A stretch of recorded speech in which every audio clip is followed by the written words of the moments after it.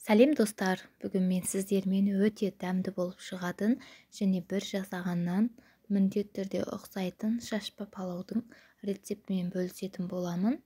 Міндетті түрде дайындап көріңіздер және де видеомды соңына дейін көріп, лайк басып, комментарий қалдыруды ұмытпаңыздар.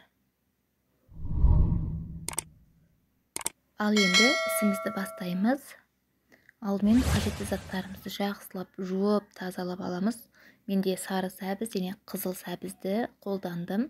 Араластырып, бір пияз, міндетті түрде ет, қазы қоссаңыздар да болады. Алдымен қазанымызға майымызды құйып, бір пияз салып көреміз. Майымыз қызғаннан кейін етімізді салып, екі шетін қызартып, жақсылап қуырып алатын боламыз. Етіміз тұздалған болса, жылқының еті болса, өте дәмді шығады.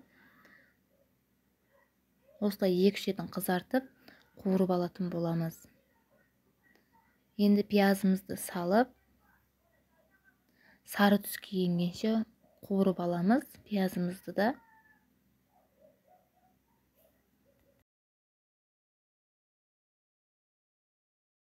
Көріп тұрғандарыңыздай сары түске енгеннен кейін енді сәбіздімізді салатын боламыз. Сәбізді салып, онда қуырып аламыз. Қақпағын жауып қазанның 5 минут 10 минутқа қалдыратын боламыз. Сәбізіміз сәл солғаннан кейін су құйып қайнататын боламыз. Көріп тұрғандарыңыздай, енді су құямыз. Етіміз, сәбізіміз батқанша су құйып қайнатамыз. Қатты қайнап кетпеу керек. Енді газымызды бәсеңдетіп, 1-1,5 сағат қайнататын боламыз. Оған дейін күрішімізді жуып алатын боламыз. Күрішімізді жақсылап жуамыз.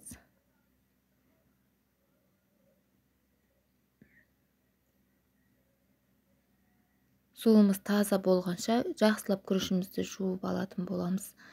Одан кейін жуып болғаннан кейін су құйып, күріш бататындай етіп, жылы су құйып, бетін жауып қоямыз. Енді қазанымызға 1,5 сағат өткеннен кейін осы пловға деген приправаны қостым мен, дәмдеуішті. Және де қалауыңызға байланысты мейіз қоссаңыздар да, зіра қоссаңыздар да бола береді. Менің балдарым аса қатты ұнатпайтындықтан мен зіра қоспаймын. Мейізді жақсы көреді, кептірілген жүзімді. Соны қостым. Дәміне қарай тұз қосасыздар өздеріңіз. Енді жуып қойған күрішімізді салатын боламыз. Түсінбеген жерлеріңіз болса сұраңыздар. Күрішімізге су құйып қойған едік, бататындай етіп, оны төгіп тастаймыз міндетті түрде.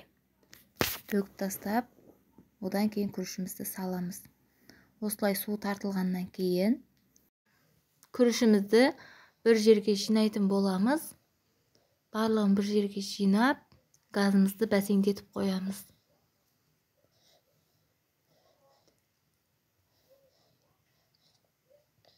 Енді үстінен пакет жауып қоямыз.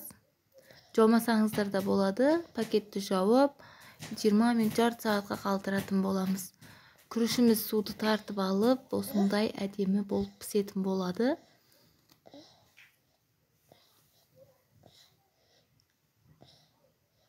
Астық күйінде көріп тұрғандарыңыздай өте әдемі болып шықты. Өте дәмді, көрінісі де әдемі. Міндетті түрде дайындап көріңіздер. Егер рецептерім ұнаған болса, тіркеліп, лайк басып, комментарий қалдыруды ұмытпаңыздар.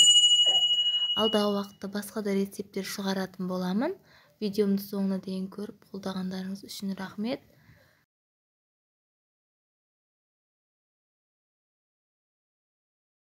Толық рецепті описание бөлімінде қалдыратын боламын.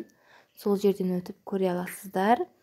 Және де түсінбеген сұрақтарыңызды комментарияға жаза кетіңіздер.